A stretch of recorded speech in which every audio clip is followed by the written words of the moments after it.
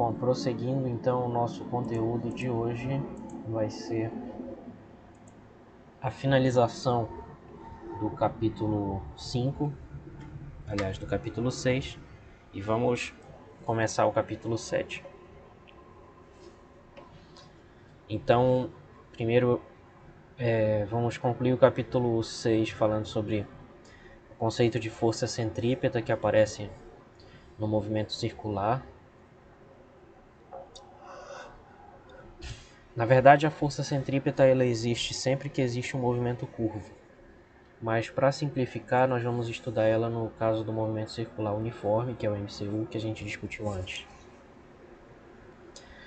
Depois a gente vai... Professor, Oi.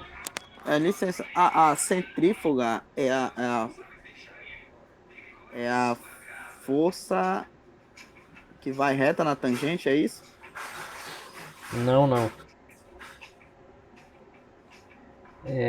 Existe a centrípeta e a centrífuga, são diferentes. Não... Posso responder daqui a pouco. Tá certo. Tá bom. Não... Se eu esquecer, tu me avisa, mas eu acho que eu não vou esquecer. Aí depois a gente vai falar sobre energia, né? Um pouquinho o que é energia e como é que a gente estuda a energia cinética e o trabalho. E na próxima a gente vai discutir outras questões relacionadas à energia. Bom, então em primeiro lugar vamos falar sobre o movimento circular uniforme e a força centrípeta. É que acontece o seguinte, pessoal. Boa tarde, Matheus. Acontece o seguinte. Vamos imaginar essa bolinha preta aqui girando nesse sentido anti-horário. Vamos imaginar que ela está presa por uma corda. Vamos imaginar que isso é um disco preso por uma corda que está girando, fazendo um movimento circular uniforme aqui com velocidade escalar constante. O que acontece é que... Boa tarde, Pablo. O que acontece é que o que faz o objeto ter essa trajetória curva aqui é a existência de uma força que aponta em direção ao centro, chamada, nesse caso, como é uma bolinha presa por um fio, essa força ela é uma tração do fio, né? Mas nós vamos chamar essa força de força centrípeta, porque ela é uma força que aponta para o centro. Então a força centrípeta é a força que aponta para o centro de uma curva.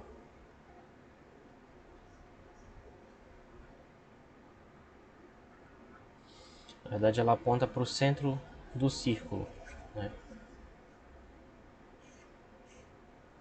Porque o que acontece é o seguinte, se a gente imaginar uma trajetória curva, uma partícula numa trajetória curva, se ela estiver acelerando para frente, isso vai ter uma força tangencial.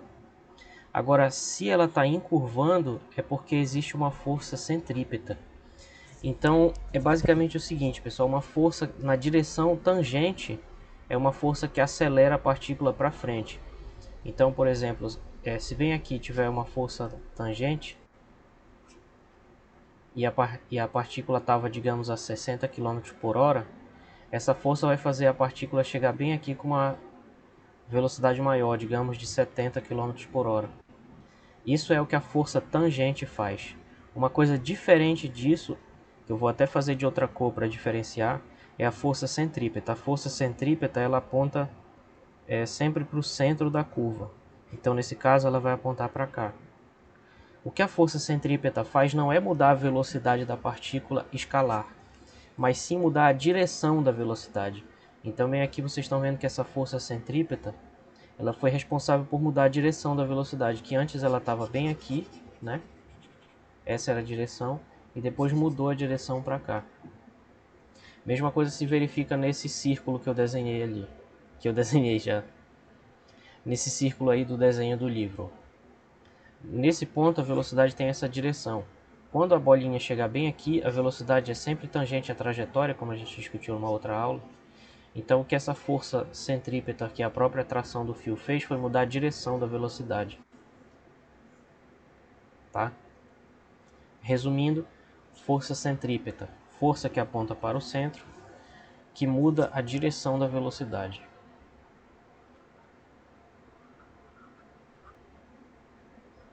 Certo? Essa é a força centrípeta. E existe uma fórmula para calcular essa força. A fórmula é essa daqui. A aceleração centrípeta, não sei se a gente já discutiu isso, mas ela é velocidade ao quadrado dividido pelo raio, no caso o raio do círculo, onde está se desenvolvendo essa curva. E como a força é massa vezes aceleração, pela segunda lei de Newton, então a força centrípeta é massa vezes aceleração centrípeta, mv quadrado sobre r. Tá?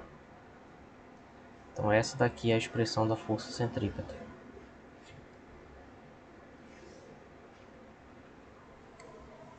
Beleza, pessoal? Aí o que... Não sei se foi o Jonathan que perguntou sobre a força centrífuga. Na verdade é o seguinte, aí a gente tem que discutir um pouco de referencial, né? Porque na mecânica newtoniana, que é a que a gente está estudando a disciplina inteira, a gente sempre supõe que o referencial é um referencial inercial. Boa tarde, Yuri. Porque o movimento ele é sempre relativo. Então o que é um referencial inercial? É um referencial no qual valem as leis de Newton, porque ele está... Enfim, ele pode ser considerado em repouso ou em movimento retilíneo uniforme. Então nesse caso, se a gente está analisando essa situação, vamos imaginar que isso é de fato um disco girando numa mesa, preso por uma corda. Então o referencial desse problema aí, onde a gente mede essa força centrípeta, é o referencial da mesa. O que um livro de física diria que é o referencial do laboratório, ou seja, a gente está fazendo isso num laboratório e o próprio laboratório é o referencial. O que acontece que se a gente tivesse dentro do disco, que é o que a gente sente, por exemplo, quando a gente está fazendo uma curva numa estrada, né? Andando de carro, de ônibus, de moto, de bicicleta, a gente se sente empurrado para fora. Por quê? Porque se a gente trocar o referencial agora, e nós agora, que somos os objetos na curva andando aqui, se nós somos o próprio referencial, no nosso referencial existe uma força chamada força centrífuga, que vai nos empurrar para fora. E que vai ter um módulo igual à força centrípeta, mas que vai ter uma direção para fora. Então, a força centrífuga é o que a gente chama de uma força de inércia. Porque quando a gente se coloca na posição de um referencial acelerado, que é o caso de um objeto numa curva, né? Vai acontecer isso. Então, eu vou tentar explicar melhor. A situação é o seguinte: tem o referencial do laboratório, que é onde a gente está enxergando o disco. E eu poderia colocar o referencial no próprio disco, que significaria eu me imaginar lá em cima do disco girando.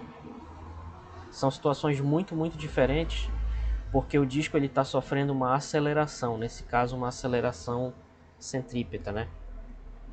Então, pelo fato dele estar sofrendo uma aceleração centrípeta, as leis de Newton mudam nesse referencial, é um referencial acelerado. Então, nesse referencial acelerado que é o disco, se eu estivesse lá no disco, eu ia me sentir empurrado para fora. Por quê? Porque no meu referencial do disco existe uma força chamada força centrífuga.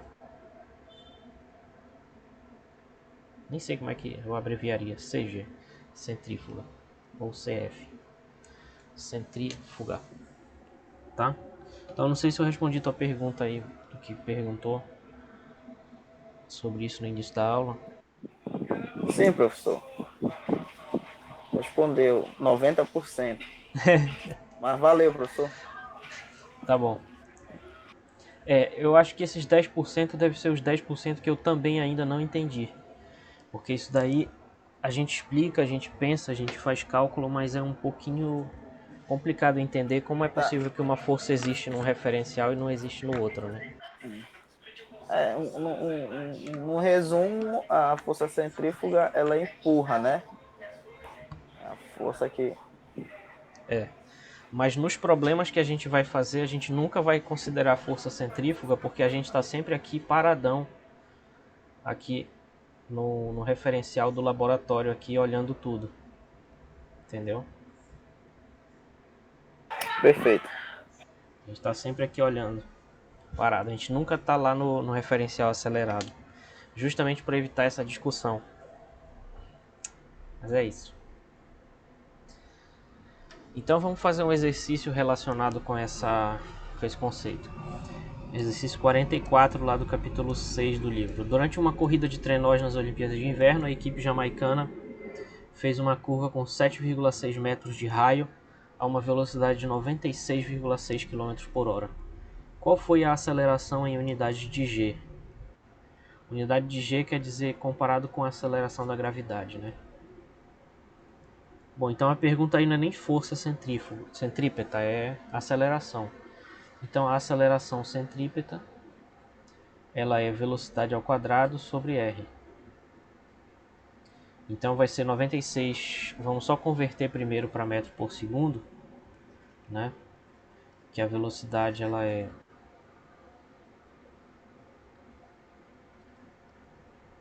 96,6 km por hora. Então para converter para metro por segundo a gente divide por 3,6.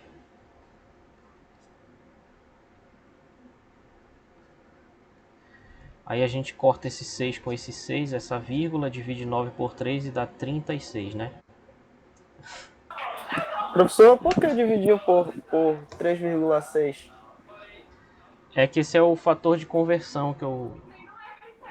Talvez você já tenha esquecido, porque eu falei lá no início. O fator de conversão de quilômetro por hora para metro por segundo. Para passar de metro por segundo para quilômetro por hora multiplica. Tá naquela tabela que o senhor postou, não é isso? Acho que não. Acho que eu falei na aula só. É, Foi? é uma conversão de unidades que tem que fazer aqui. Tá, tá beleza. A gente não precisa memorizar todas as conversões de unidade, justamente porque tem duas tabelas lá que eu mostrei. Mas essa daqui, ela é muito comum, principalmente nesses problemas de física 1. Então, é bom a gente memorizar esse fator. Deixa eu só fazer essa divisão aqui na calculadora.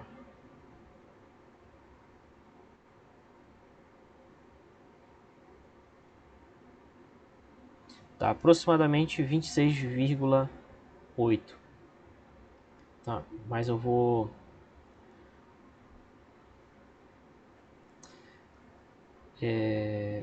Na verdade, acho que dá um resultado mais exato não substituir ainda, mas tudo bem. Vamos aproximar, então essa velocidade é aproximadamente 26,83 metros por segundo. Então agora está na unidade SI, a gente pode substituir aqui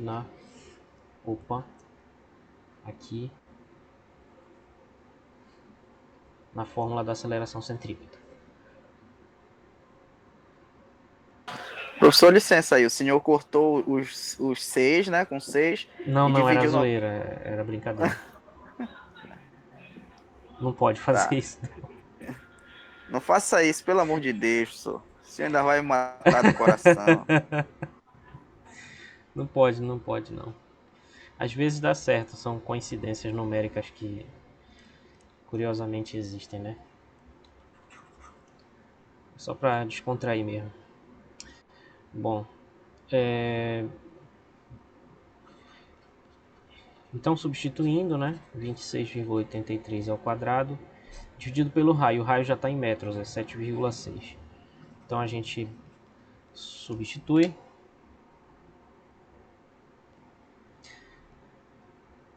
Deixa eu só calcular aqui.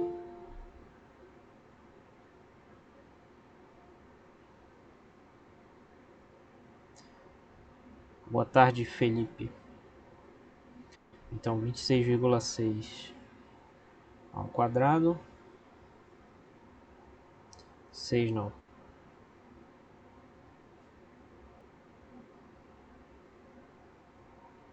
Aproximadamente 94,71 aproximadamente. Como está tudo no SI, então essa unidade vai dar SI, que é metro por segundo ao quadrado. Só que a questão pede essa aceleração em unidades de G. Então o que significa isso? Significa que eu tenho que dividir por G.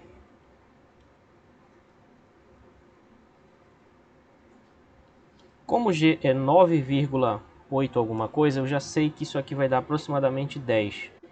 Deve dar 9,9, 9,8 G aproximadamente. Mas aí como é que a gente faz para ter certeza? A gente divide, né?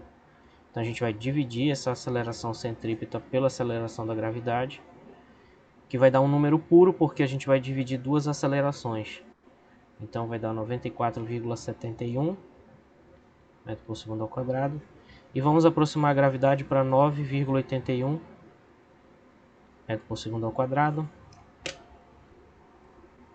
E vamos ver o que dá. Aproximadamente 9,6. 9,7 aproximadamente. Então isso significa que essa aceleração centrípeta é aproximadamente 9,7 G, passando esse G multiplicando lá. Ou seja, diga. Professor, esse 9,1 é o padrão do metro por segundo gravitacional, é isso? Esse 9,81 é um valor que a gente usa didaticamente. Ah, tá. Sim, sim. Mas a aceleração da gravidade ela depende da altitude e depende da latitude também.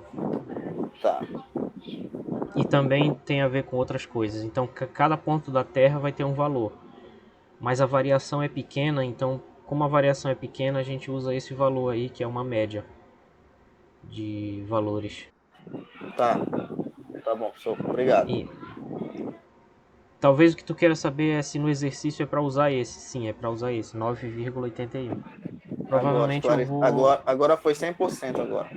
provavelmente eu vou botar isso na lista lá. G igual a tanto, para facilitar. Ok, então resumindo, qual é a lição que a gente tira disso? Que durante essa prova famosa, famosíssima aí, histórica, que está sendo referida aí, os caras sentiram aproximadamente 10 vezes a aceleração da gravidade. Então é como se eles tivessem sentido que o peso deles aumentou 10 vezes durante durante aquele segundo em que eles passaram por essa parte mais íngreme aí da curva, em que tinha esse raio de 7,6 metros. Certo, pessoal? Essa é a lição. Ou seja, a aceleração centrípeta ela pode ser muito alta. Então naquele momento eles sentiram basicamente que o peso deles aumentou para 10 vezes o que era. Só que em relação à parede da onde estava passando o carro, né? O trenó. Exercício interessante para a gente pensar no significado da aceleração. Aí tem esse outro exercício aqui do livro também, o 57. Um disco de metal de massa m igual a 1,5 kg descreve uma circunferência de 20 cm em uma mesa sem atrito enquanto permanece ligado a um cilindro de massa 2,5 kg pendurado por um fio que passa por um furo no centro da mesa. Qual velocidade do disco? Que velocidade do disco mantém o cilindro em repouso? Então essa questão ela já é um pouquinho mais elaborada. Não é simplesmente jogar na fórmula da aceleração. A gente precisa pensar um pouco. Pensar um pouco mais, né? Na outra também tem que pensar. Bom, vamos tentar entender primeiro o que está acontecendo antes de tentar resolver e se preocupar com as fórmulas e os cálculos e tal. O que está acontecendo é o seguinte: essa massa maior aqui embaixo, que parece um peso de balança antiga, ela tem um peso aqui, né? E esse peso vai fazer com que surja aqui no fio que é a reação do fio ao peso, né, vai surgir uma força de tração. E essa força vai ser transmitida pelo fio e vai puxar o pezinho lá em cima. Não sei que cor eu faço aqui. Então vai surgir uma força bem aqui, tá? Que vai ser uma tração desse fio e que vai ser igualzinha, vai ter o mesmo módulo do peso. Só que ela vai ser também uma força centrípeta. Então o que vai acontecer é que a tensão no fio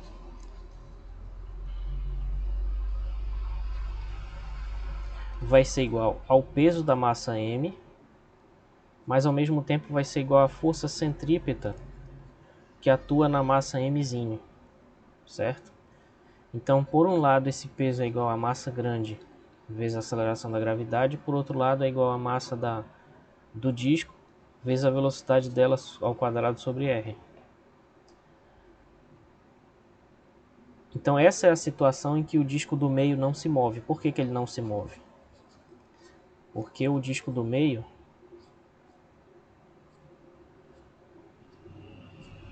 se a tração que atua para cima for maior que o peso, aí ele sobe, ele acelera para cima, ele sobe. Se o peso for maior que a tração, ele desce. Mas a situação que eu estou supondo é que eles são iguais. Então, quando eles são iguais, o cilindro permanece parado.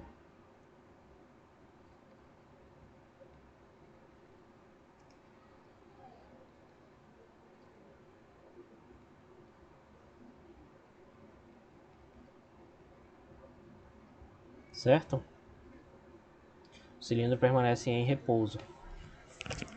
Então, essa é a condição que a gente vai usar. Só que aí tem que perceber que essa tração no fio ela vai ser justamente a força centrípeta que vai fazer com que o disco lá em cima gire. Então a incógnita da questão é saber qual vai ser a velocidade V desse disco lá em cima girando para que essa situação permaneça. Então o que a gente tem que fazer é igualar isso com isso.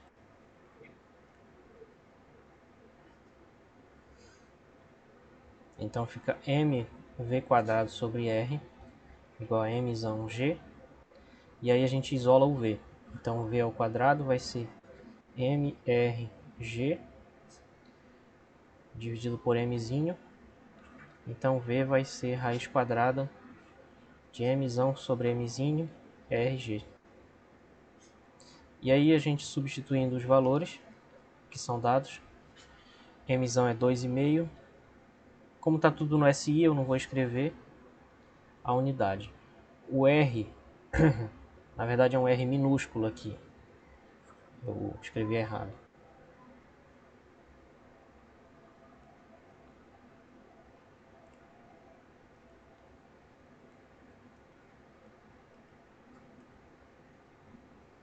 Então esse R minúsculo ele vale 20 centímetros e a gente tem que converter, né?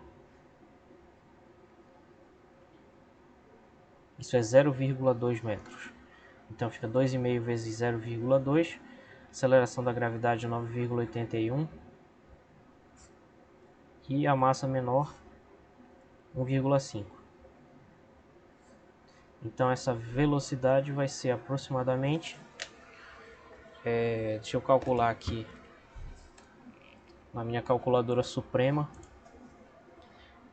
que é mais fácil de escrever do que a calculadora do celular.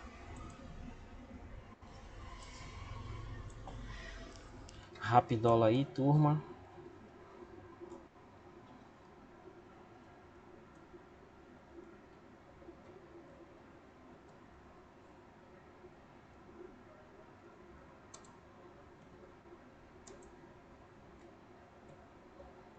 Dá para fazer na calculadora do celular, mas como eu estou falando aqui, é bom a gente adiantar um pouco. Então dá 1,8, aproximadamente 1,81.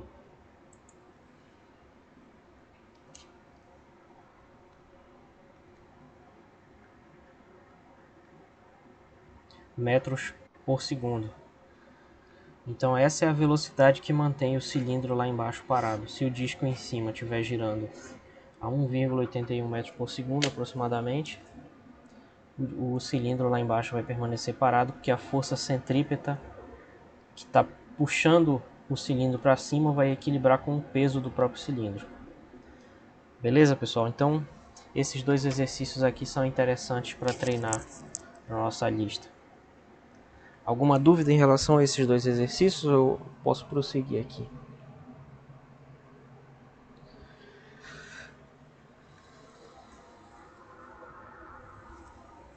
Não? Ok. Então vamos começar agora o capítulo 7, tá? Do livro.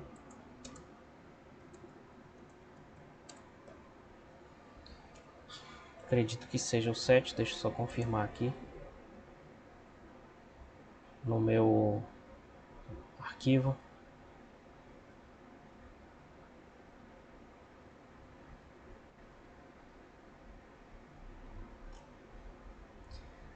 É o capítulo 7, tá? Então o tópico anterior ele ainda estava no capítulo 6, só para facilitar, que eu sei que muita gente vai pegar o livro para estudar, né? Então, para facilitar, eu estou colocando aqui o capítulo. Vamos iniciar uma outra discussão agora, tá? Nós estávamos discutindo basicamente como Newton fazia, que é usando forças, acelerações e resultados. Ele usava uma linguagem diferente, é óbvio isso, mas enfim, os fundamentos eram aqueles mesmos que a gente discutiu agora. Agora vamos iniciar uma outra discussão que envolve o conceito de energia. O conceito de energia ele está relacionado com o fato de que os processos naturais envolvem mudanças e trocas, tá? Boa tarde, Elson. Então, os processos da natureza envolvem mudanças e envolvem trocas. Nessas trocas, a gente começa a fazer ciência quando a gente começa a medir.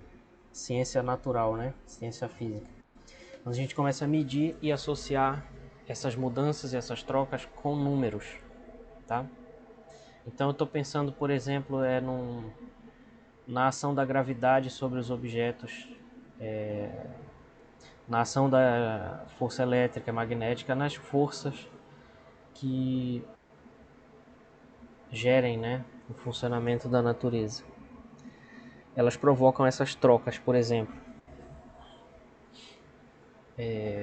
a queda dos corpos na superfície da Terra provoca uma troca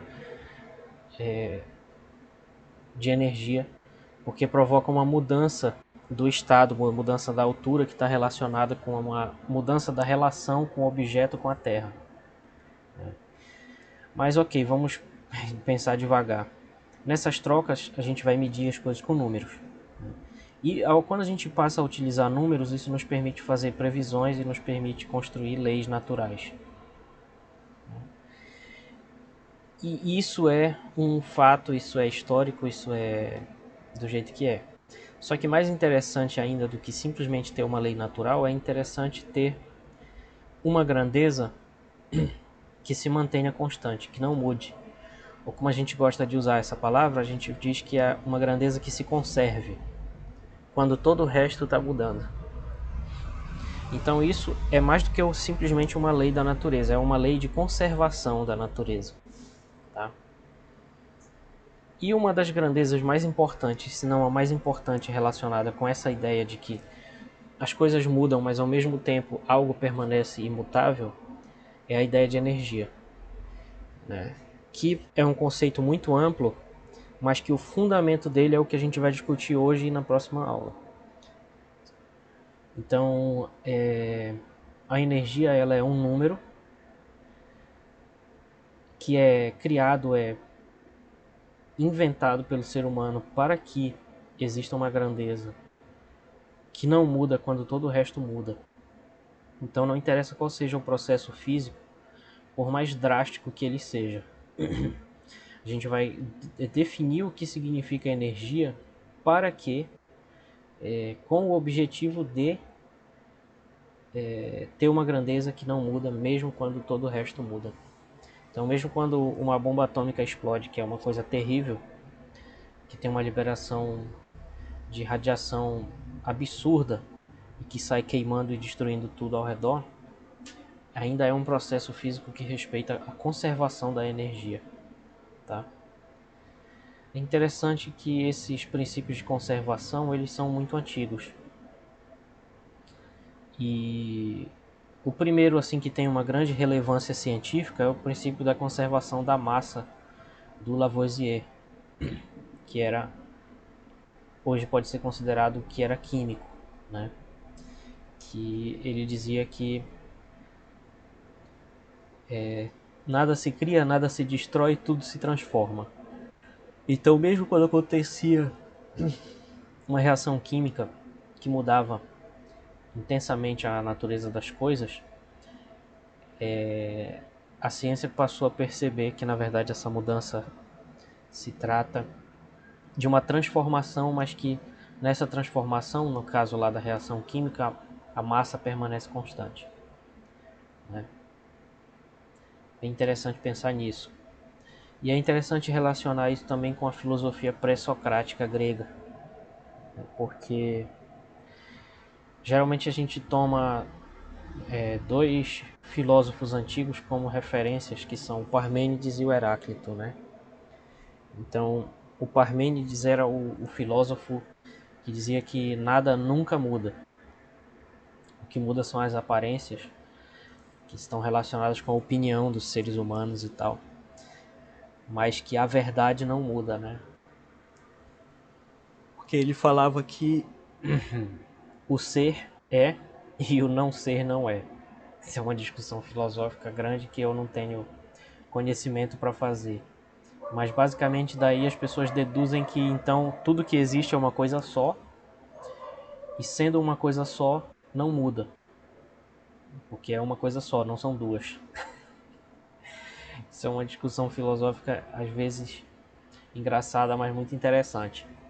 E eu estou falando isso não para viajar na maionese, mas apenas para comentar da onde vêm as nossas ideias que resistem até hoje sobre conservação. E também tinha o Heráclito, né, que era a filosofia do Panta-rei, que é uma expressão em grego que significa tudo muda. Então é interessante que ele falava que tudo muda, era o oposto do Parmênides. Então a ideia da física que a gente tem hoje de conservação da energia talvez seja uma espécie de fusão desses dois conceitos, ou seja, tudo muda o tempo todo, mas ao mesmo tempo, sob um outro ponto de vista, nada mudou, que é o ponto de vista da energia.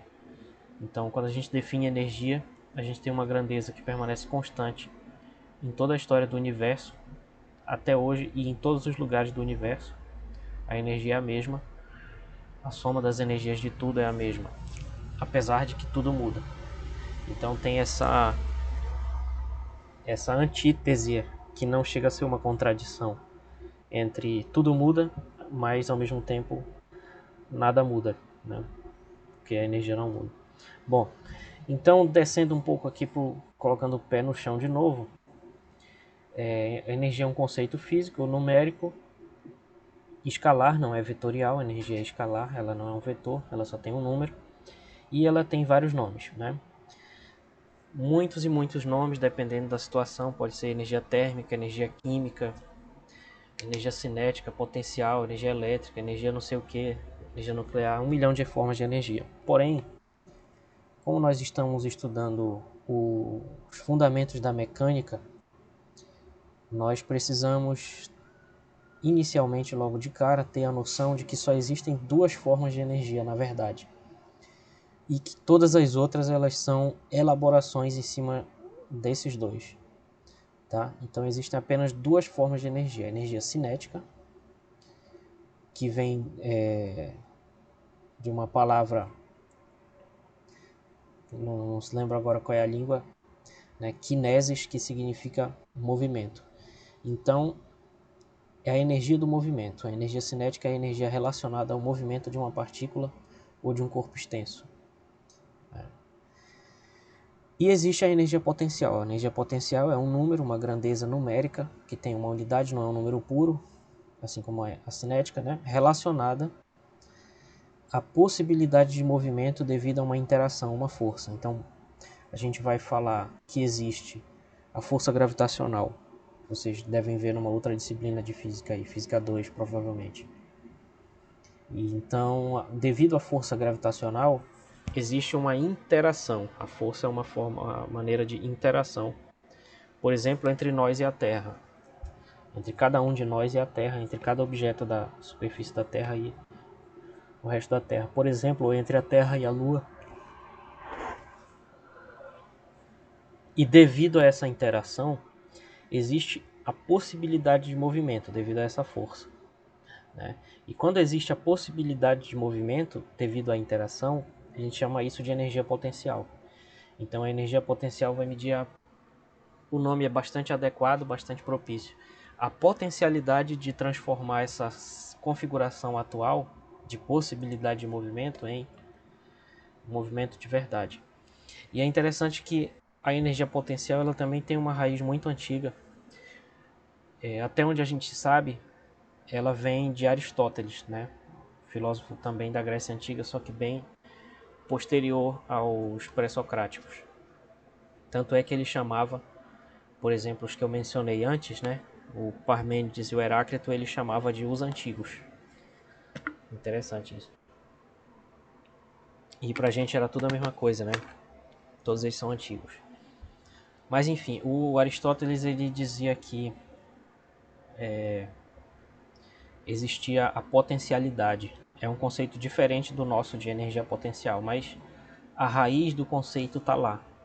Então ele falava que uma coisa só pode se transformar em ato se ela era possível antes.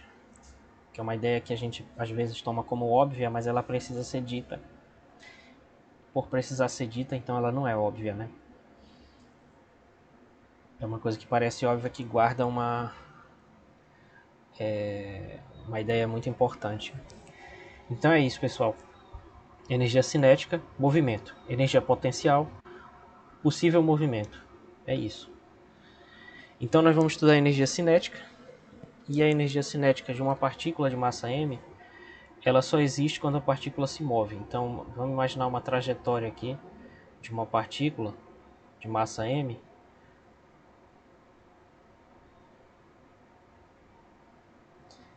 Onde a gente está num certo referencial inicial aí. E se essa partícula tem uma velocidade v, então a energia cinética, que nós vamos chamar de K,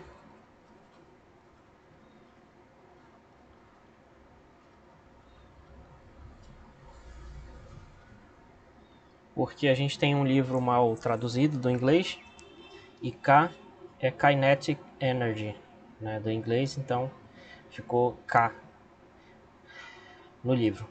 Então a energia cinética é metade da massa vezes a velocidade ao quadrado. Isso significa que um corpo mais pesado vai ter uma massa maior, então vai ter mais energia cinética. Um corpo que tiver uma velocidade maior, a energia cinética vai aumentar com o quadrado da velocidade, tá? E ainda, além disso, tem esse fator meio aqui. O porquê dessa fórmula ser essa, eu não vou poder explicar para vocês, porque, como vocês já me falaram várias vezes, ainda não fizeram cálculo. Mas, basicamente, essa energia é definida desse jeito para que exista a conservação da energia. Então, para que a conservação da energia, que é o fato da energia não mudar nunca, exista, é necessário que a energia cinética seja essa aqui. E eu esqueci... Professor, Oi. só com essa fórmula, a energia cinética sempre vai ser positiva? Sempre vai ser positiva ou nula. Porque só entra aqui o módulo da velocidade e além disso ele está ao quadrado. Então vai ser sempre positivo. A massa é sempre positiva. Então a energia cinética ela é sempre maior do que ou igual a zero. Então se ela Entendi. for maior do que zero significa movimento. E se tiver igual a zero significa repouso, né? Porque a velocidade vai ser zero. Basicamente isso. Obrigado pela questão aí, é importante pontuar isso que você falou aí. Valeu. Então é isso, pessoal. A energia sempre vai ser positiva ou zero. Vai ser zero se estiver parado, porque a velocidade vai ser zero. Se não, vai ter uma energia cinética positiva. Então, por exemplo, eu vou falar um exemplo depois. Vamos falar primeiro da unidade. Então, a unidade de energia é o joule. E como é que a gente descobre o que é um joule, né? A gente pega a fórmula da energia cinética. A energia cinética é meio mv ao quadrado. Então, a unidade de massa vai ser quilograma. A unidade de velocidade vai ser metro por segundo. E isso vai estar ao quadrado. Então, na verdade, um joule vai ser 1 quilograma vezes metro ao quadrado dividido por segundo ao quadrado. Então isso é a energia cinética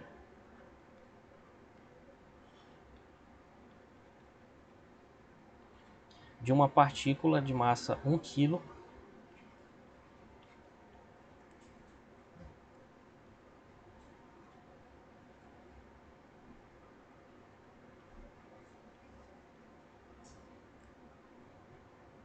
a uma velocidade de 1 metro por segundo.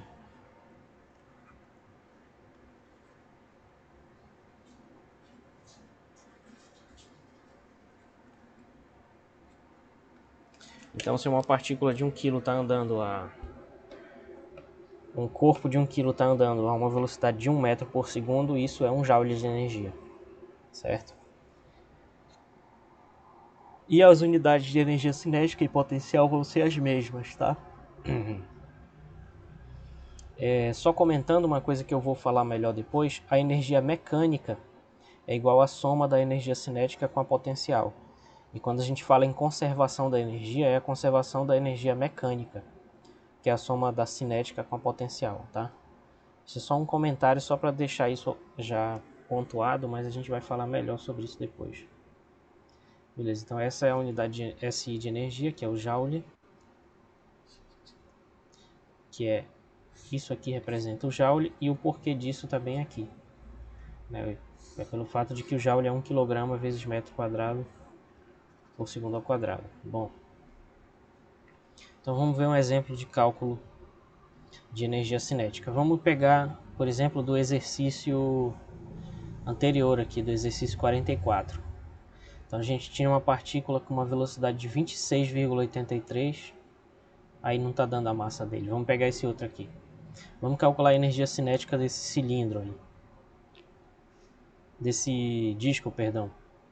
Então ele tem uma velocidade de 1,81 metros por segundo, tem uma massa de 1,5 kg. Então vamos pegar isso como exemplo. Exemplo, exercício 57 anterior. Do capítulo 6, não é do capítulo 7, tá? Então lá naquele exercício nós vimos que a partícula ela tinha uma massa de 1,5 kg e tinha uma velocidade de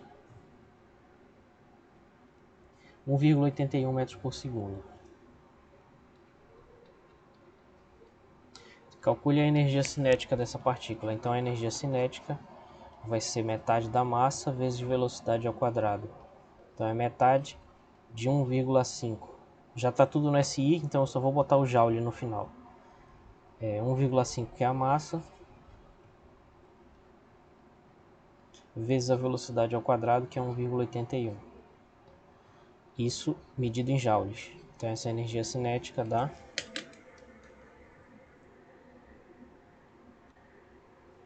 Deixa eu só calcular aqui.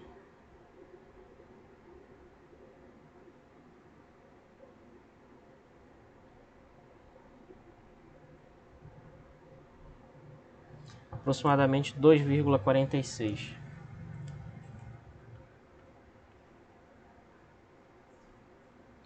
Então essa é a energia, aproximadamente 2,46 joules.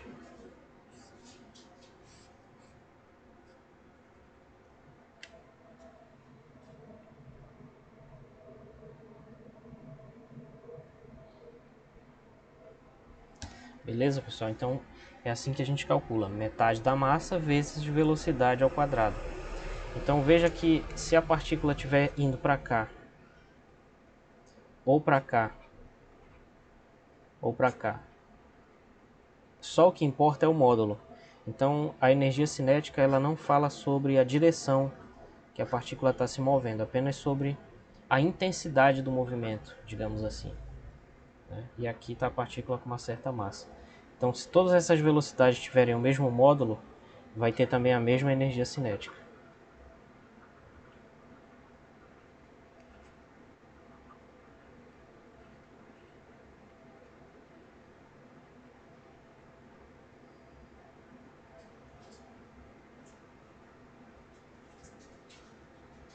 Beleza?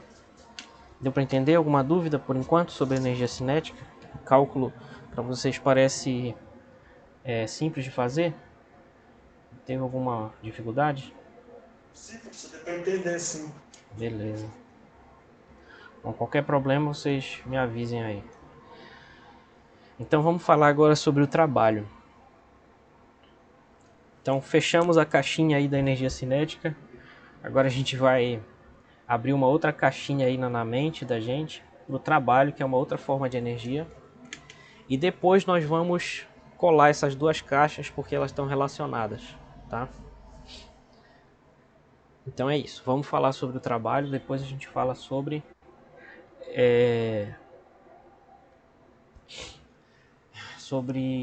a relação entre trabalho e energia cinética.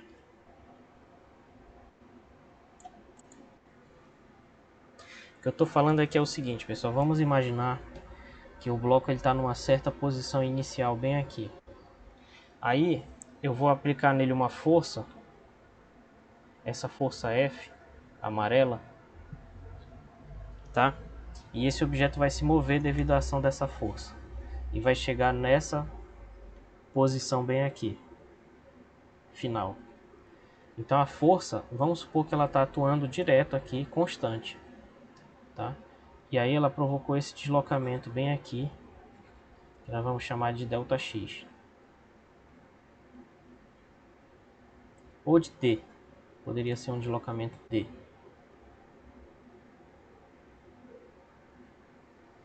Então vai existir um trabalho aqui, que vai ser o seguinte: se a força for paralela ao movimento, como está dizendo aí, e for uma força no mesmo sentido do movimento,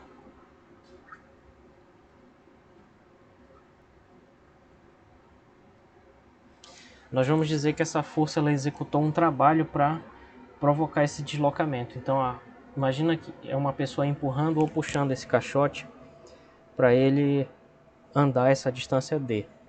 Então, nesse percurso, a gente vai dizer o seguinte: essa força ela executou um trabalho. Se a força estiver no mesmo sentido do movimento, nós dizemos que a força, continuar aqui embaixo, que a força F executou um trabalho. O que é o trabalho? O trabalho é a energia fornecida para o movimento desse deslocamento aí. É a energia fornecida para que esse deslocamento aconteça. Então, quando a força atua sobre o bloco e essa força provoca esse movimento, nós dizemos que a força ela executou um trabalho, tá? Dado por isso aqui. Então o trabalho é representado pela letra W, de novo, que é uma tradução incompleta do inglês, né? Trabalho em inglês é work, né? Vem dessa palavra aqui, work. Então foi mal traduzido pela metade. Então o trabalho vai ser força vezes deslocamento. E dá pra gente entender mais ou menos por que o trabalho é isso, né? Por quê? Porque se eu faço uma força mais intensa, teve um trabalho maior. Ou então, o que significa, né, que a força deve ser diretamente proporcional ao trabalho aqui. Essa é a nossa primeira ideia. Se a força aumenta, o trabalho aumenta. Se a força diminui, o trabalho também diminui, né? Por outro lado, se eu faço a mesma força, mas agora provoco um deslocamento maior, o trabalho também foi maior. Então o deslocamento também deve ser proporcional ao trabalho. E por esse motivo o trabalho então é dado por essa expressão, força vezes deslocamento. Mas isso é para o caso em que a força está no mesmo sentido do movimento. E agora, se a força estiver no sentido oposto ao movimento,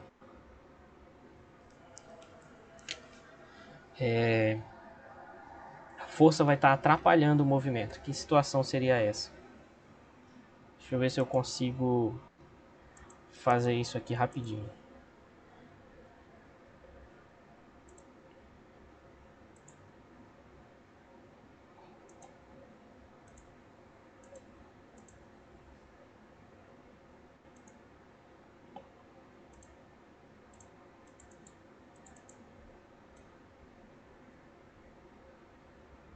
Então agora a força está oposta ao movimento.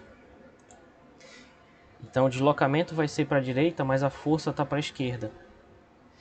Tá? Então essa é uma situação em que provavelmente o objeto está se movendo devido a uma outra força maior que está puxando ele, mas que nós não estamos desenhando, porque nós estamos preocupados com essa força amarela por enquanto. Deu para entender? Então nessa situação vai ter um deslocamento daqui para cá, daqui para cá vai ter um deslocamento D e vai ter essa força F vetorial. Mas agora, como agora a força tem o sentido oposto ao movimento,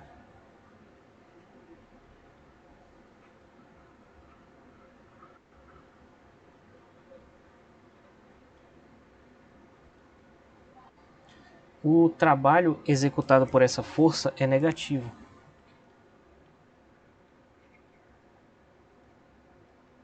Então o trabalho agora vai ser menos a força vezes o deslocamento. Aliás, menos o módulo da força vezes o módulo do deslocamento. Tá?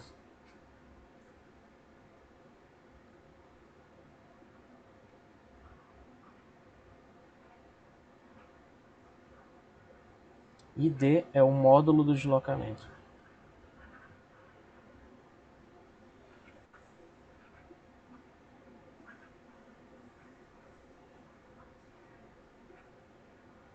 A mesma coisa aqui.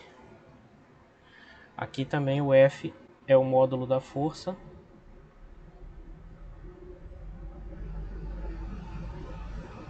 E D o módulo do deslocamento.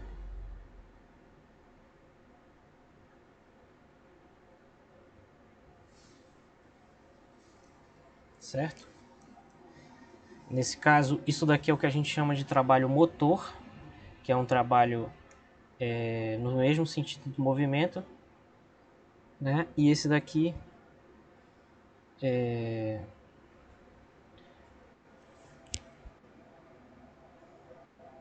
um trabalho resistente, algo assim. Me fugiu agora a palavra, mas enfim, é um trabalho negativo por quê? Porque a força ela está atrapalhando o movimento. O movimento é para a direita, a força é para a esquerda. Então seria uma espécie de frenagem aí. Agora vamos imaginar uma outra situação em que a força ela é agora oblíqua ao movimento. Então, o que significa oblíquo? Que significa que o movimento é numa direção e a força está em outra. Então, ela está parcialmente ajudando e está sendo parcialmente indiferente também ao movimento, né?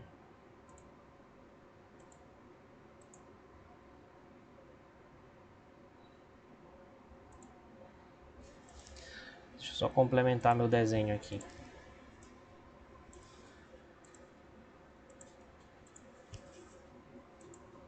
Então essa força continua sendo constante, só que agora ela é oblíqua porque ela faz um ângulo θ com o deslocamento.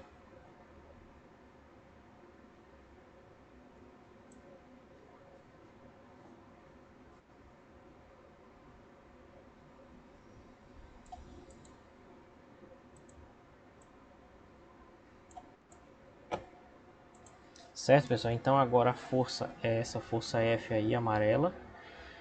E ela vai ser responsável por provocar esse deslocamento aqui, certo? Então esse deslocamento daqui para cá vai ser um deslocamento D. Só que agora essa força F, ela está fazendo um ângulo θ aqui com a horizontal, certo? Então nós podemos decompor essa força em duas componentes. Uma componente horizontal bem aqui,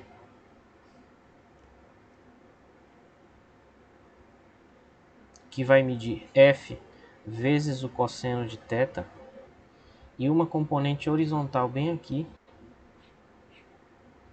vertical melhor dizendo, que vai medir F vezes o seno de θ, tá? Porque isso é simplesmente estou expressando o vetor em coordenadas polares com esse ângulo polar θ aqui, ok? Então veja que essa força que depende do seno, essa força vertical aí, ela não ajuda em nada no movimento, tá? Ela não está sendo responsável por esse deslocamento. Por quê? Porque o deslocamento é para cá, o deslocamento é um vetor, e essa força vertical F seno θ aí, ela forma um ângulo de 90 graus, tá? Isso significa que a componente vertical da força, ou melhor, a componente perpendicular ao movimento,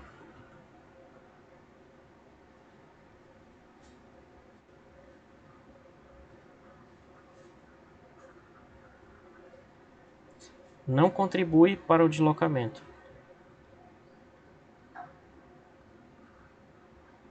Porque quando eu puxo uma coisa para cima, isso não faz ela ir para o lado. É bem assim mesmo, ó. Se eu estou puxando para cima, não vai para a direita.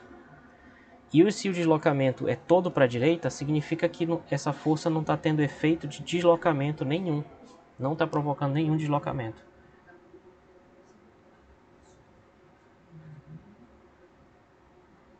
Então, quem é que está fazendo o deslocamento para a direita? É essa componente aqui, a componente horizontal.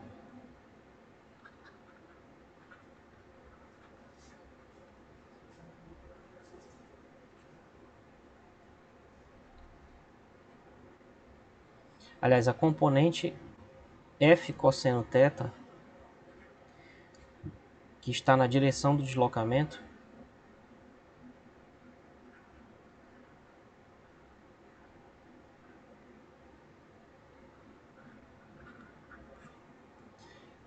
é que contribui para ele.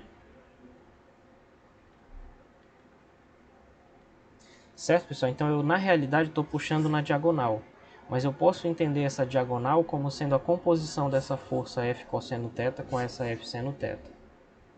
Por sua vez, a F seno θ, que é vertical, perpendicular ao deslocamento, não contribui para o deslocamento. Mas essa força horizontal, F cosseno θ, contribui, porque o deslocamento é para a direita e essa força é para a direita também. Certo?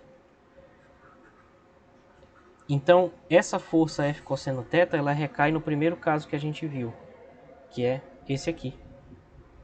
Então, a fórmula vai ser a mesma, só que substituindo F por F cosseno θ. Certo? Porque recaiu nesse caso, é uma força horizontal aqui.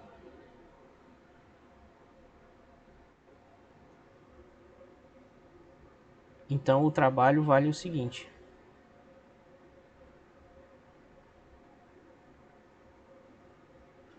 Então, o trabalho vai valer F cosseno θ vezes D, que a gente pode escrever como sendo FD cosseno θ.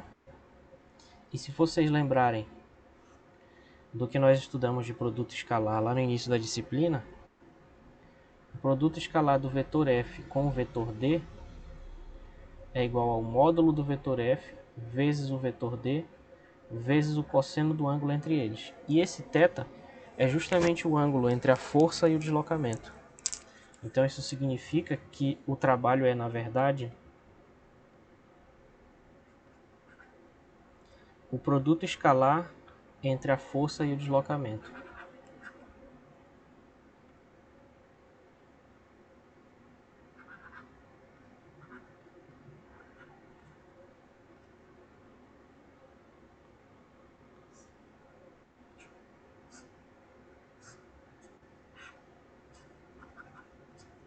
Certo, pessoal? Então essa é a fórmula mais geral. Esse ponto é o produto escalar entre vetores. E essa é a fórmula mais geral para o cálculo do trabalho, que serve para todas as três situações que eu falei. A primeira, da força horizontal, no mesmo sentido do deslocamento e na mesma direção. A segundo caso, esse aqui, né, a força na mesma direção do deslocamento, mas no sentido oposto. E serve para esse caso aí também. Por quê?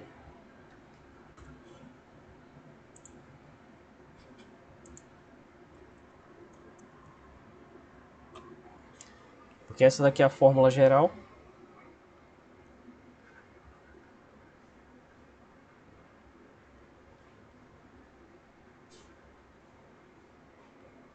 Geral é essa aqui, que o trabalho é o produto escalar entre o vetor força e o vetor deslocamento.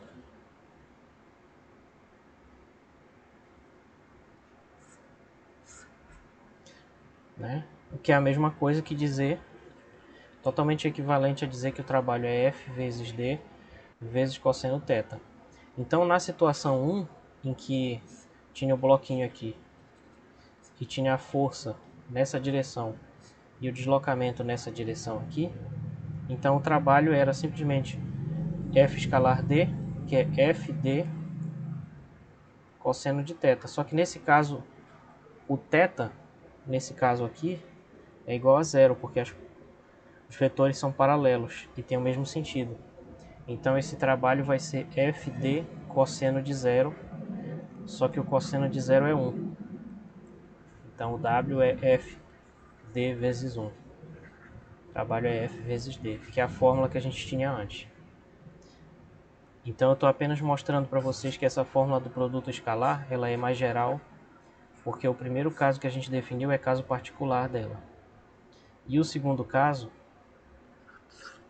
que é do bloquinho se movendo para a direita aqui, deslocamento para a direita, mais uma força atuando para a esquerda, né, a gente viu que o trabalho nesse caso ele era menos F vezes D. Mas se a gente usar agora a fórmula mais geral, que é FD cosseno θ, nós vemos que nessa situação o ângulo θ ele é 180 graus.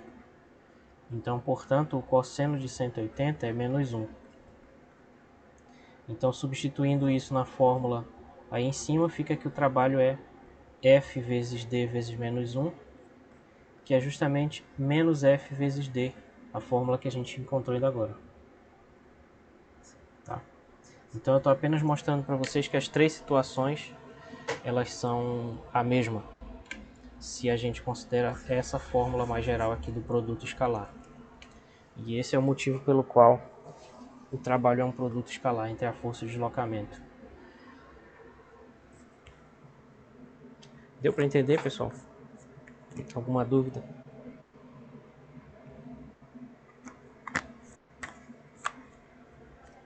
Deu para entender sim, professor. Tá bom. Bom, qualquer dúvida eu estou aqui. Ok. Então vejamos alguns exemplos aí. Deixa eu só ver o que eu botei aqui de exercício. Tá. Então vamos ver um exemplo. Imagina essa situação aqui, tem um bloquinho se movendo com uma força de 10 newtons, paralela ao movimento na direção do deslocamento, e o deslocamento é 5 metros. Calcule o trabalho. Bom, então a solução vai ser o trabalho, nesse caso, como a força ela tem a mesma direção, o mesmo sentido do deslocamento, vai ser força vezes deslocamento, simplesmente em módulo. Então vai dar 10 newtons vezes 5 metros. Vai dar 50 Newton vezes metro. Se vocês calcularem Newton vezes metro, é a mesma coisa que Joule. Então o trabalho é 50 joules.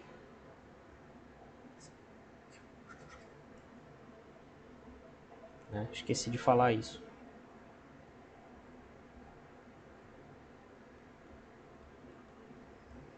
A unidade é o mesmo, que é Joule, né? Que é quilograma vezes metro quadrado por segundo ao quadrado.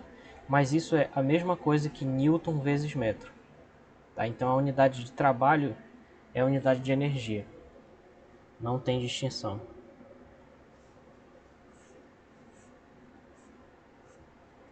Agora, vamos supor que agora a força estivesse atuando contra o movimento. Essa mesma força.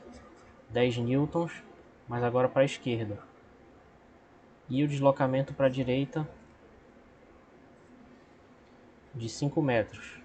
Então, nesse caso, o trabalho vai ser menos a força vezes o deslocamento. O trabalho vai ser negativo e vai ser menos 10 newtons vezes 5 metros. Então, o trabalho vai ser menos 50 joules. Deu para entender a diferença, pessoal?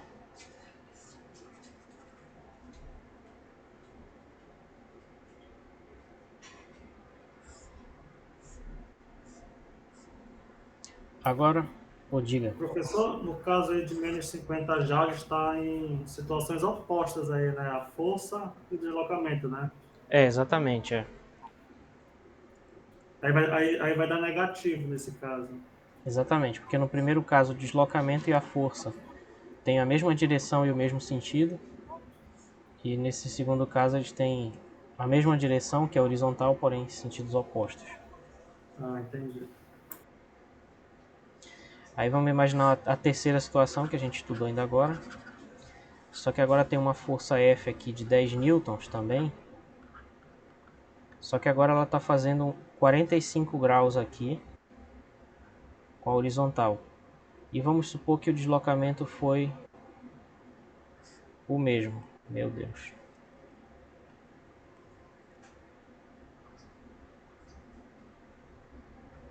Vamos supor que o deslocamento foi o mesmo aqui, de 5 metros.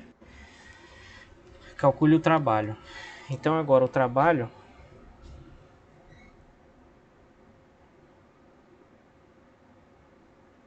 ele vai ser o produto escalar, que é F vezes D vezes cosseno θ. Então vai ser a força, que é 10 newtons, o deslocamento, que é 5 metros, e o cosseno de 45 graus. 45 não, bora colocar 60 graus aqui, só para facilitar o cálculo, que a gente está num exemplo. Aí se for um exercício onde a gente vai usar a calculadora, aí a gente bota um valor diferente. Então vai ficar o cosseno de 60 graus. Então isso vai dar 10 vezes 5, cosseno de 60 é meio. Então isso vai dar 50 sobre 2 em joules, né? Então o trabalho vai ser 25 joules.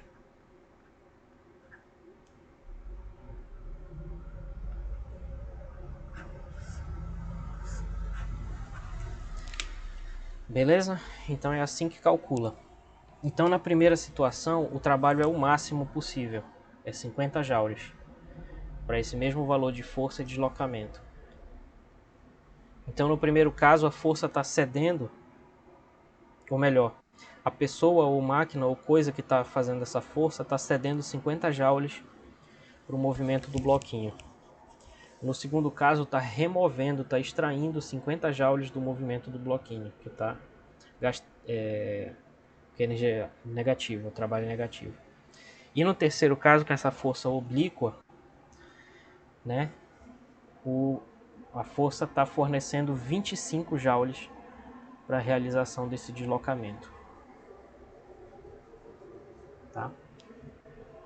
Então veja que o ângulo com que tu puxa ou empurra o bloquinho vai influenciar na eficiência, na energia que vai ser fornecida para esse movimento, certo? Então é muito melhor puxar na direção do movimento do que numa direção oblíqua, porque na direção oblíqua tu vai fornecer menos energia, apesar de estar fazendo a mesma força nos dois casos.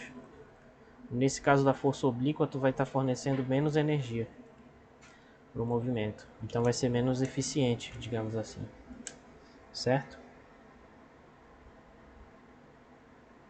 Deu para entender esses 3 exemplos aí? Alguma dúvida em relação a esses 3 exemplos?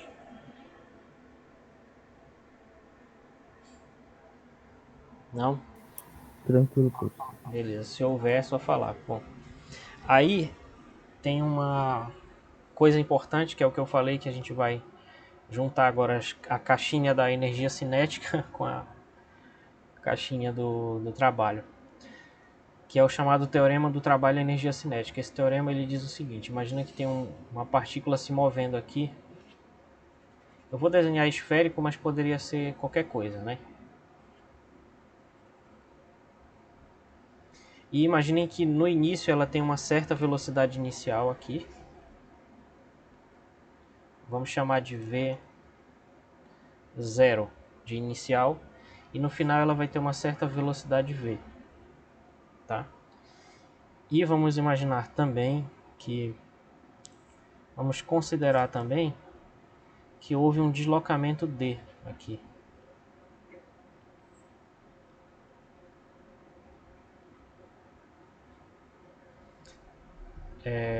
Que vai ser nesse caso também um vetor aqui, um vetor D. Velocidade inicial V0, velocidade final V. Não precisa usar o vetor nesse caso. Bom, então o que o teorema do trabalho e energia cinética diz é o seguinte, que o trabalho realizado para ir dessa situação inicial, vamos chamar de inicial com I para facilitar aqui, vai ficar igual o livro também. Então, vamos supor que aqui a velocidade é uma velocidade inicial e aqui é uma velocidade final.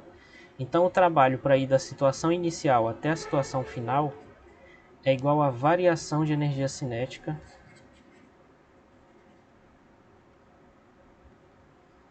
o trabalho é igual à variação da energia cinética.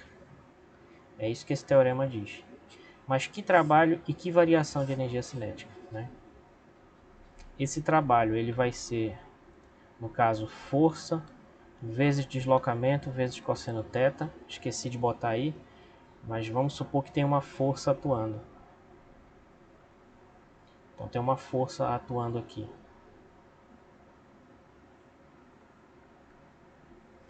Então força vezes D vezes cosseno θ vai ser igual à variação da energia cinética, ou seja, energia cinética final menos energia cinética inicial. Ou seja,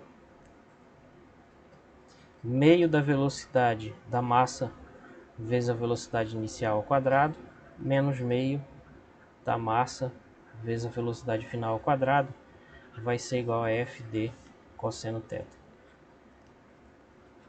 Isso daqui é o trabalho, isso daqui é a variação de energia cinética. E esse é o teorema trabalho e energia cinética. É possível demonstrar ele usando cálculo, né, diferencial integral, mas não vou fazer aqui. Mas é possível, não é tão complicado assim. Só que aí precisaria falar da definição integral de trabalho, né?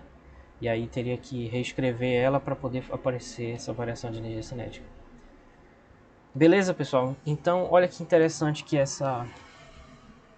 Eu escrevi errado. É final menos inicial. Senão não faz sentido. Energia cinética final menos energia cinética inicial. Então a gente poderia entender esse teorema de outra forma. Energia final menos energia inicial é igual ao trabalho. Ou seja, energia final é igual ao trabalho mais a energia inicial. O que significa isso? Significa que se no início a partícula ela tem uma certa energia cinética, KI, eu vou fornecer um trabalho para ela que vai aumentar a energia dela e vai fazer ela chegar na energia KF. Tá? Então é essa primeira situação aqui desse primeiro exemplo. eu estou fornecendo 50 joules para a partícula. Então essa energia vai se transformar em energia cinética na partícula. Tá? A energia cinética final vai ser a energia inicial mais 50. Agora aqui nessa segunda situação, como o trabalho é negativo, o trabalho vai estar retirando a energia cinética da partícula devido a esse teorema aqui. Né? Porque, digamos, se a energia cinética inicial fosse 100 joules, eu vou estar tirando 50.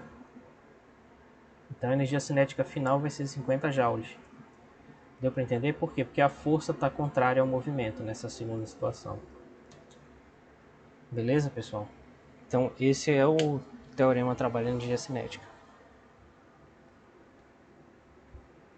Deu para entender mais ou menos? Alguém tem algum questionamento, alguma dúvida em relação a esse primeiro contato com esse teorema?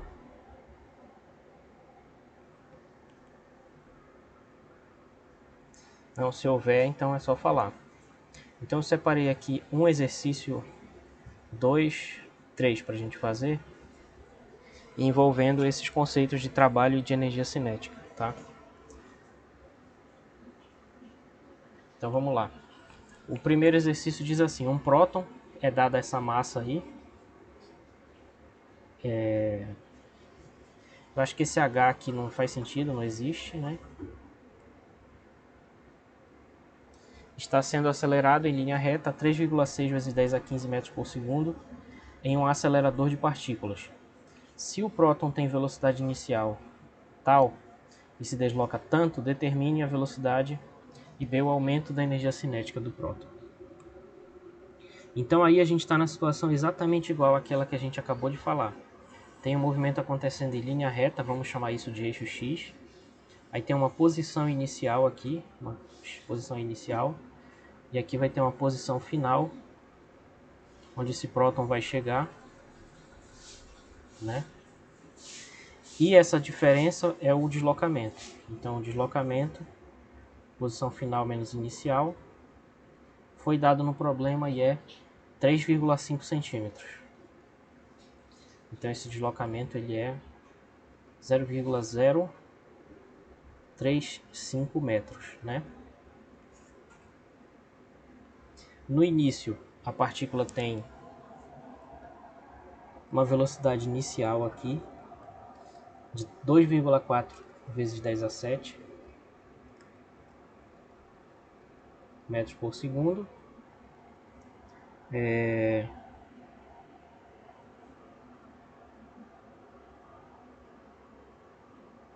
se desloca 3,5 centímetros. Tá? E é dada também a massa dele, que óbvio que não vai mudar, né? Do início ao fim. Então a massa dele a gente anota aqui também.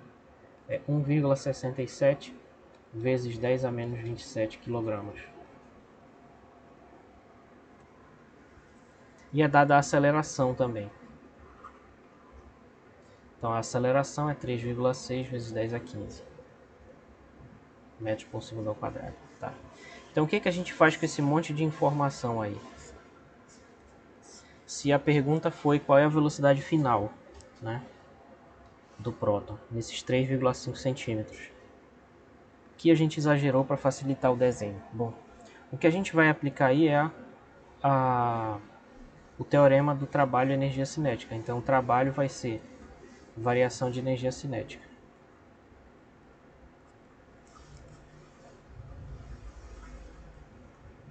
Então a gente precisa primeiro calcular esse trabalho, e é possível calcular esse trabalho apenas com as informações que são dadas.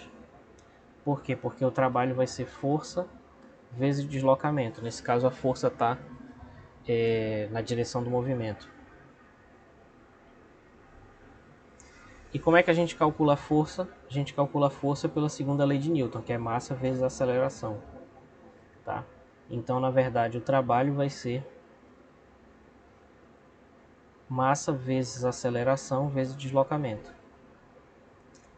Então, a gente tem tudo que a gente precisa, tá aí. A massa é 1,67 vezes 10 a menos 27 kg. Como está no SI, eu não vou escrever. A aceleração é 3,6 vezes 10 a 15, também está no SI. E o deslocamento eu converti para o SI, deu 0,035, tá? Então esse vai ser o trabalho.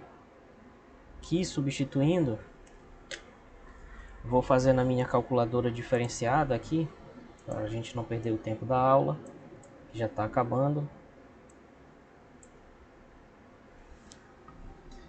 Então isso vai ser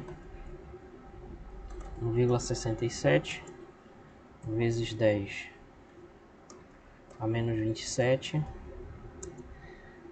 vezes 3,6 vezes 10 elevado a 15 vezes 0,035. Então isso dá aproximadamente 2,1 vezes 10 a menos 13.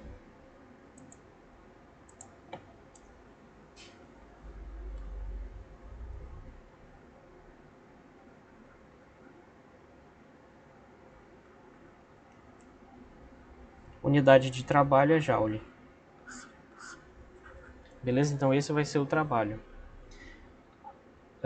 Agora a gente precisa calcular a variação de, ou melhor, a velocidade inicial.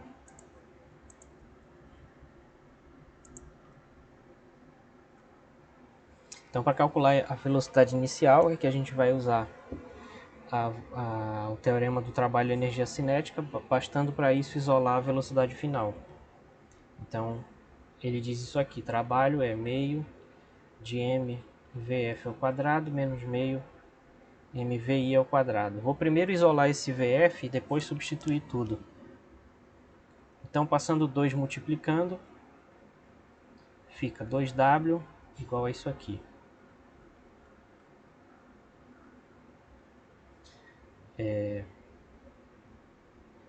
Passa o m dividindo, então vai ficar 2 vezes o trabalho dividido por m, igual a isso aqui. Então a velocidade final ao quadrado vai ser a velocidade inicial ao quadrado mais 2 vezes o trabalho sobre m. Tirando a raiz, a velocidade final vai ser a raiz disso aí. E aí são só dados que a gente já tem, né? A velocidade inicial é 2,4 vezes 10 a 7. O trabalho é 2,1 vezes 10 a menos 13.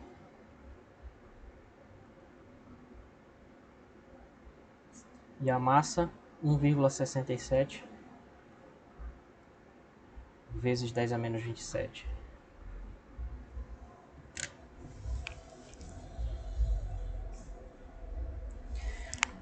Vamos só, antes de jogar na calculadora mágica, vamos só arrumar isso daí primeiro para a gente entender uma questão. Então aqui vai ficar 2,4 ao quadrado vezes 10 elevado a 7 elevado a 2 vai ficar 10 elevado a 14. E ali vai ficar 4,2 dividido por 1,67. E aqui vai ficar 10 elevado a menos 13 mais 27. Tá? Deixa eu fazer esses cálculos aqui no canto. 10 a sétima ao quadrado é 10 a 14. Que vai ficar 7 vezes 2. E 10 elevado a menos 13 sobre 10 a menos 27 é igual a 10 elevado a menos 13 mais 27. E aí fica 27 menos 13 que dá 14, né? Então dá 10 a 14. Então, vejam que esses dois termos aqui dentro da raiz, eles têm a mesma ordem de grandeza, que é 10 a 14. Então eu já posso botar isso em evidência. Esse 10 a 14 em evidência, e fica a raiz de 10 a 14 vezes a raiz do resto.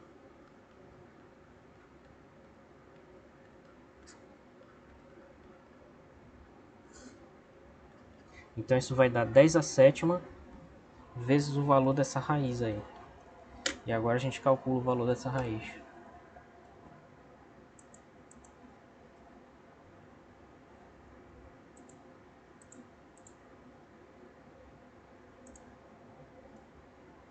Então vamos lá. valor numérico da raiz de 2,4 ao quadrado mais 4,2 dividido por 0,67. Eu botei vírgula, né? Porque o computador só entende o ponto. Aproximadamente 2,88.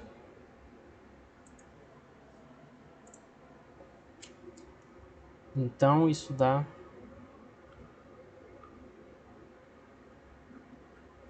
Então a resposta final seria que a velocidade final é 2,88 vezes 10 a sétima. Então se vocês compararem lá com a inicial é 2,4, né? Então aumentou 0,4 a velocidade. E a letra B, eu vou deixar com exercício para vocês, porque o aumento da energia cinética é igual ao trabalho.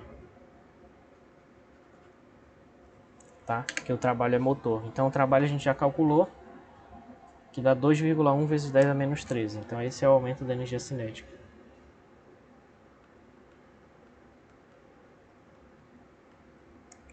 Beleza, pessoal? Deu para pegar esse primeiro exercício aí?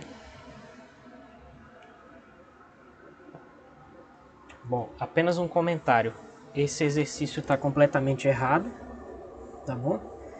Todo esse cálculo que a gente fez ele não faz sentido, porque as partículas elementares como o próton, principalmente no acelerador de partículas, onde vocês podem ver que a velocidade dele está próxima à velocidade da luz, né? Que a velocidade dele no exemplo aí é 2,4 vezes 10 a 7. Então, no exemplo, a velocidade era 2,4 vezes 10 a 7 metros por segundo. E a velocidade da luz no vácuo é 3 vezes 10 a oitava metros por segundo. Então essa velocidade aí, ela comparada com C, não é desprezível, né?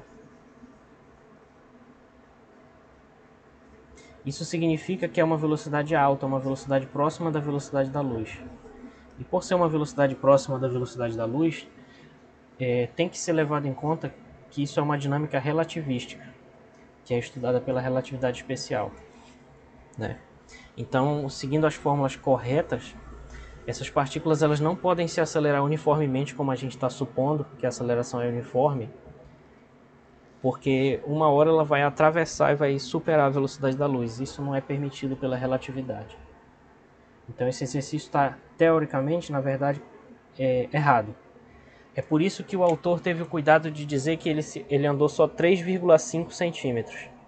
Que é justamente para dizer, a gente está analisando um intervalo de tempo muito pequeno, então a gente pode desprezar os efeitos da relatividade. Mas como eu tenho a obrigação de falar a verdade para vocês, a rigor está errado. É porque a rigor a gente teria que resolver isso usando a lei de conservação da energia relativística, que é diferente dessa que a gente acabou de usar. Ok? Então a gente deixa esses dois exercícios aqui para a próxima aula, porque já acabou o tempo da nossa aula, só até 12h40. Tá bom? Então se tiver alguma dúvida em relação a esse exercício, posso responder agora. Senão a gente encerra.